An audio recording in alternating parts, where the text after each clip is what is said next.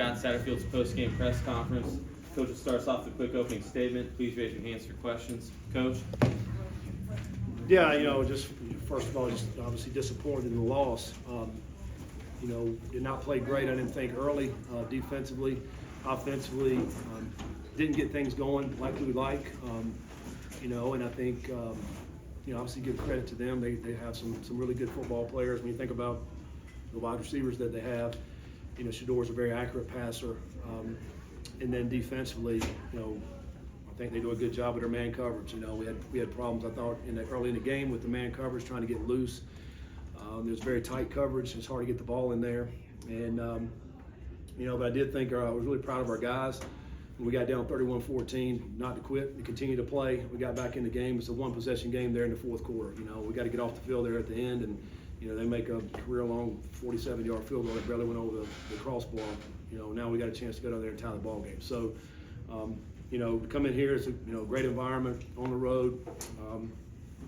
Tough situation when you got to play this late and travel this far and all the things that go along with it. But I still love the way our kids finished and fought, and we came up a little bit short.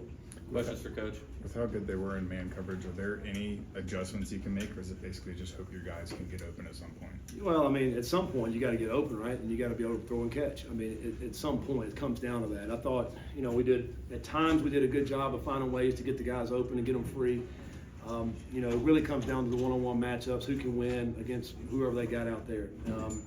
There was a couple of times we were trying to get the ball to Xavier. I thought he actually got free, and then pressure was on us. They did a good job with their guys up front. They bring, one linebacker, so now you got a five-man pressure coming in there. And so they were able to get Sorsby off the spot a little bit with that. But it's kind of go together, though. And I think that's why they're obviously a lot better team this year, because of what they do defensively. They're, offensively about the same, but defensively they're a lot better. But I did think Corey ran the ball hard. Evan did some good things out of the backfield, and Brendan ran hard.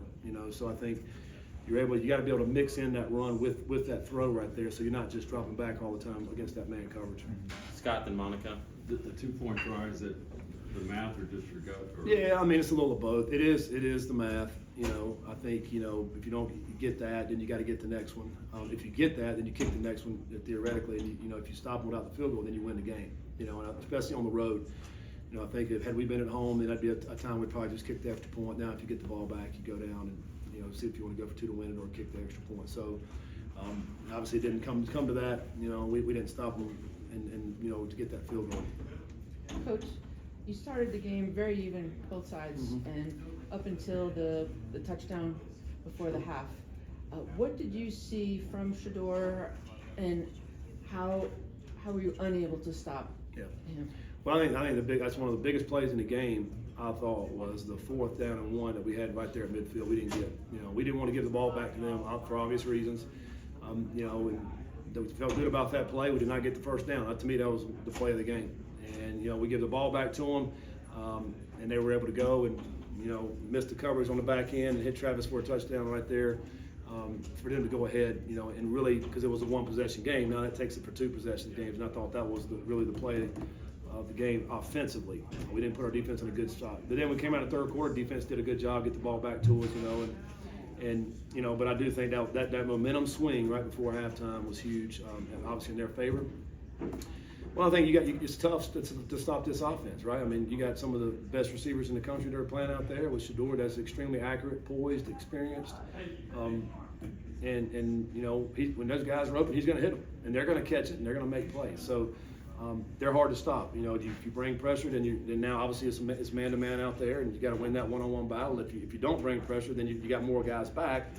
But it's just a cat and mouse game there, and it's obviously hard to win. I think most teams have a hard time stopping them, including us. To go off of Monica's question, how important were those 2 early touchdowns in a wild atmosphere to stay even with them and give your guys a fighting chance early on? Yeah, it was great. I think we get the ball first, we don't do anything with it, they go score. But our guys battled back offensively. We came back down, we had a couple good drives there. Get it 14-14. Like you mentioned, it was a great environment. On the road in the Big 12 at night. There's a lot of stuff going against us, but our guys showed great poise, I thought, early in the game, not to get down and not to start looking around like, oh, what's happening? They kept playing, you know, and I think that same thing in the fourth quarter. You know, it'd been real easy at, you know, 31-14 this hour. Man, this game's over. We had a good try. Let's just go back to Cincinnati. They didn't do that. They kept playing. They kept fighting all the way to the end there, and you know, it just didn't go our way there at the end of the game. On that 4th and 1 at the end of the first Yeah. half, you went empty. Mhm. Did you see their defensive line get penetration? Did Brendan make the wrong read? Yeah, I mean they had a 5-man front up, so every lineman's covered, and a linebacker in the box as well. And then we motion our tight end in, so now you bring in another guy in there. So it basically comes down to one-on-one blocking, and you got to just find a lane to go through there. We've run this play many times. We've gotten first downs on it. We scored on it. You know, on film, they had given up that play this year. So for all those reasons, we thought it was a good call. They made a good play. You know, we didn't get any movement right there, and just didn't get anything really. You know, so we got stalemated. So, but it's one of those things. We felt like it was a good enough risk for us to go get that, and it just did not make it. You knew the receivers were fast. Are they faster in person? No, I mean they're fast on film and person. I mean they're the same. I mean they're good. You know, the two little ones they're not very big, but they're extremely fast. I mean they're throwing bubbles out there, and you know they're still getting the big plays and big yards. You know, 14's a bigger guy, and then Travis can do it all. You know, so it's a tough matchup. You know, for us, and really I think it's a tough matchup for a lot of people they play, particularly when you got a guy that can get them the ball. Kind of going off that first play on the last drive to Travis, how much of a gut punch is that to just kind of look at it and be like, he just made a play? Yeah. Not in that situation. Yeah, well, and we were all over him and held him, and he still made it. I mean, I don't know what else you do, right? I mean, you know, just it was a great play. I mean, he just threw it up, and Travis made a great play on it, and that's why he's a great player. Similar to that, early in the third quarter, there was a play, Minkins gets called for a hold, and then Colorado scores a touchdown. How much of a backbreaker was that, knowing you had a third down stop, but then there was a hold on the back end? Yeah, it was frustrating on third down. I think a lot of times tonight, you know, there was a couple of drives where I thought, man, we kept getting them to third downs, you know, 3 and 4 times in this one, you know, particular drive, and then they just kept getting it. It's frustrating, you know, and I think, and then a couple of penalties that we had defensively that helped them out, you know, just like the one you're mentioning. We hit the quarterback in the head one time, and that was 15 yards. We had a substitution penalty on one. That was 5 more yards on the same drive. So, you know, those are plays where you're just giving them yards. They're good enough. We don't need to give them yards. Cantor left the field, anything? Mm-hmm. Yeah, he was not able to come back, so I'm not sure what it was. I mean, obviously we'll know more this week, but, you know, again, late in the season like this, you got a lot of nicks and bruises. You know, Dante went down, Cantor goes down. You know, at halftime, I know we were good, we were clean, everybody was good to go.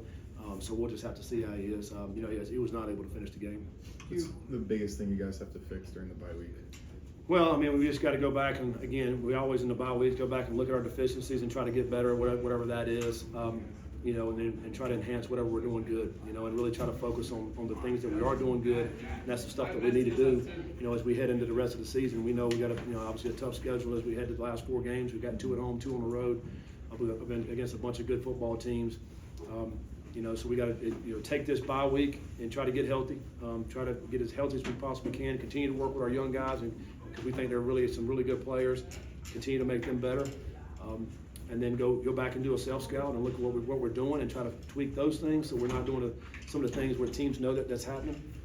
And then, you know, really figure out what we're doing well, and let's go do that when we play West Virginia. Last question.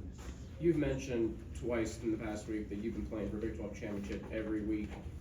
Even with tonight's loss, do you still feel like there's a lot to play for, even maybe a shot at playing in the Big 12 championship? Yeah, there's a lot of ball left. You know, when you think about 4 more games, I mean, you know, we got 2 losses in the Big 12. There's a lot of stuff that can happen in this conference, and I think everybody knows how anybody can beat anybody in this conference, depending on travel, depending on where you're going, depending on your injuries, all the things that happen. It's still wide open. So, yeah, I mean, we're still going to compete and play and try to go win all these games. I mean, you know, we'll take it one game at a time, and, you know, so for the next 2 weeks, we'll be getting ready for West Virginia. Thank you, Coach. All right, thanks, guys.